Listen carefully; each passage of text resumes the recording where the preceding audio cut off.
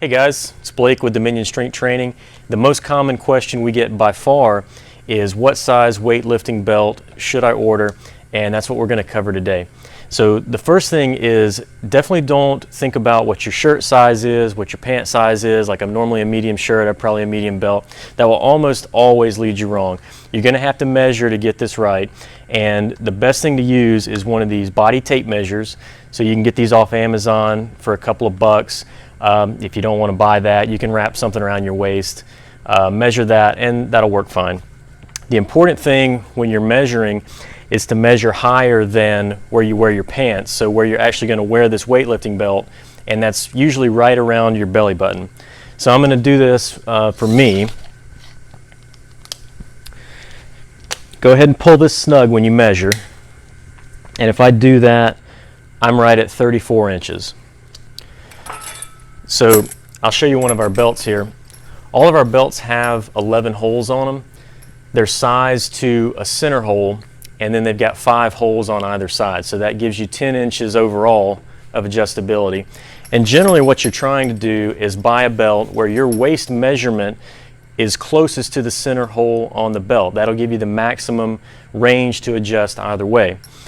But there's a wrinkle there that trips a lot of people up, and that is you're going to wear this belt tighter than your measurement. You're not just going to put the belt on and have it sitting on your waist. You're going to pull it 1 to 2 notches tighter. So we have a sizing chart for our belts. It's available at dominionstrength.com.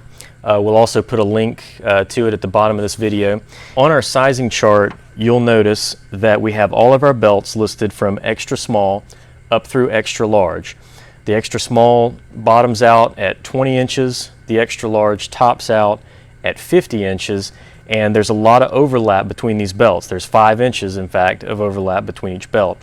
And what you're going to do is once you have your measurement and you've corrected it for the amount that you're going to tighten your belt down, so your measurement minus 2, then you're going to find that line on here and use that to decide what size belt you need. So that takes me down to 32 inches.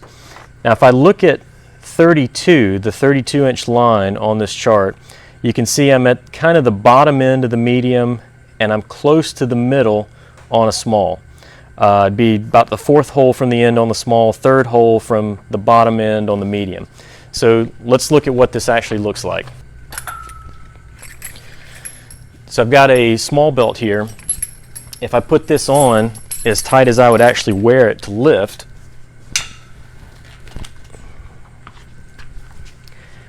I am on the 4th hole from the end. The hole closest to the end is 35.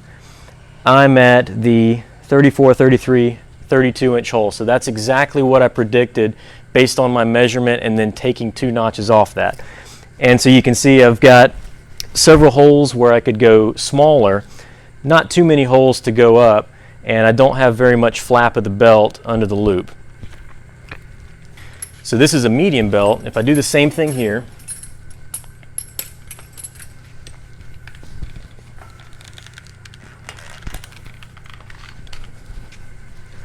so medium goes from 30 to 40 inches. So I'm 2 holes from the end. I'm on the 32-inch hole on the medium. So again, exactly what I predicted I'd be on.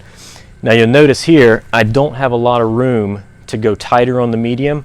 I do have a lot of room to get bigger, make the belt looser, and I also have a lot of flap hanging out.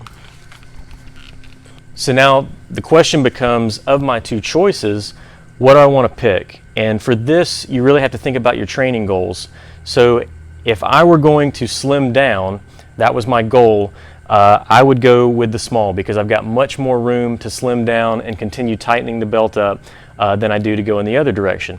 If I were planning to bulk up a lot, I'd go with the medium because I've got much more room to adjust in that direction. So that comes up a lot where people measure. There are 2 belts that they could pick and they need help picking the right one. Now, in my personal situation, I'm not looking to do either. I don't want to bulk up or slim down. I just want to maintain.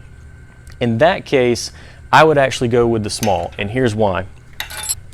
One thing you want is for this belt to be easy to buckle and unbuckle. And the less extra belt I have out here that I have to tuck under the loop, the easier that's going to be.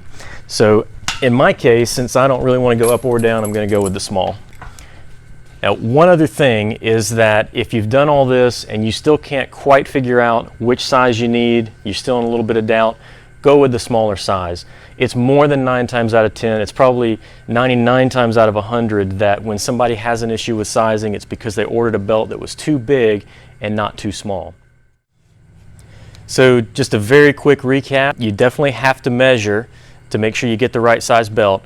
Once you have your measurement, subtract 2 inches off of that. That's because you're going to pull the weightlifting belt that much tighter than your waist measurement. Once you have this corrected waist measurement, you can use our sizing chart to figure out which belt would fit you best. Now, you're probably going to be in between 2 belts. So from there, use your training goals to figure out whether you'd go with the slightly bigger belt or the slightly smaller belt. And again, when in doubt, pick the smaller belt. It's almost always that people get a belt that's too big rather than too small. Catch you next time.